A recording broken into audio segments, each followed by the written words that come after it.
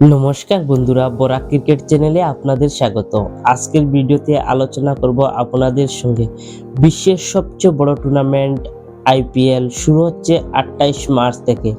কিন্তু আজকের ভিডিওর মূল আলোচনা হচ্ছে কেকেআর দলকে নিয়ে। আর ভিডিওর শেষে আলোচনা করব বাংলাদেশ ক্রিকেট বোর্ড আইসিসির বড় শাস্তির মুখে পড়তে চলেছে।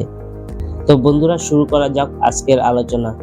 প্রথমেই আপনাদেরকে বলে দেই, বিশ্বের সবচেয়ে বড় টুর্নামেন্ট আইপিএল শুরু হচ্ছে 28 মার্চ থেকে। আর এই টুর্নামেন্ট আমরা যারা ক্রিকেটকে ভালোবাসি, আমাদের জন্য এটা একটা উৎসব।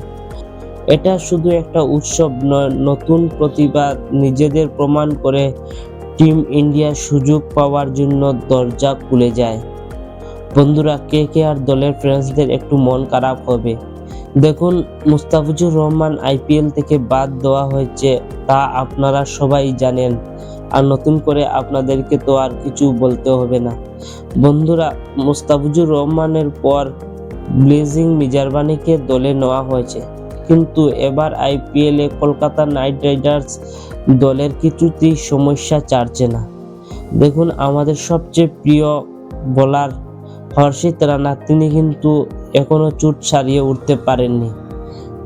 তিনি ওয়ার্ল্ড কাপ প্র্যাকটিস করার সময় চোট পেয়েছিলেন এবং চিকিৎসাধীন ছিলেন, এখনো সুস্থ হয়ে উঠতে পারেননি। আজকের একটা ভিডিওতে আমি দেখেছি উনি লাঠি হাতে নিয়ে হাঁটছেন। আমার মনে হয় তিনি আর এবার আইপিএলে খেলতে পারবেন না। তবু আশা রাখছি যেন শেষের দিকে কলকাতা নাইট রাইডার্স দলে যোগ করতে পারেন। তো বন্ধুরা, কলকাতার যারা ফ্যান্স আছেন তাদের জন্য এটাই একটা নিরাশ হওয়ার কারণ। আর অন্যদিকে বিসিবি আইসিসির বড় শাস্তির মুখে পড়তে চলেছেন। দেখো, টি20 ওয়ার্ল্ড কাপ বাংলাদেশ খেলেনি, কিন্তু এবার আইসিসি বড় অ্যাকশন মুডে নেমেছে। আইসিসি তাদের একটি কমিটি গঠন করে দিয়েছেন, তদন্ত করে দেখবে যদি বাংলাদেশ তাদের সরকারের কোনো হস্তক্ষেপ না থাকে আর বিসিবির বুলবুল সাহেবের ইশারায় এই টুর্নামেন্ট বাদ দেওয়া হয়েছে, তাহলে কিন্তু আইসিসি বড় একটা অ্যাকশন নেবে।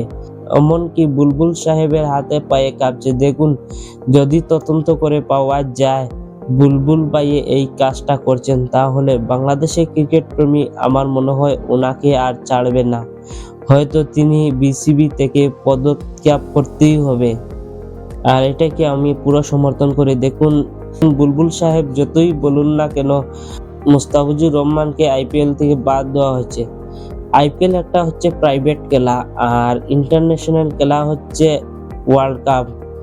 এটার জন্য তো সত্যি একটা তদন্ত হওয়ার দরকার। তো আশা রাখছি এই তদন্ত কিছু বেরিয়ে আসবে।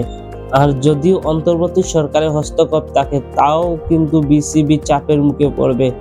অন্তর্বর্তী সরকারের জন্য ক্রিকেটের কিছু সম্পর্ক ছিল না। তো বন্ধুরা, আশা করি আপনারা বুঝতে পারছেন। এই ছিল আজকের ক্রিকেট আলোচনা। আর অবশ্যই আপনারা কমেন্ট বক্সে লিখে জানাবেন এবার কি কেকেআর দল ভালো পারফরমেন্স করতে পারবেন কিনা।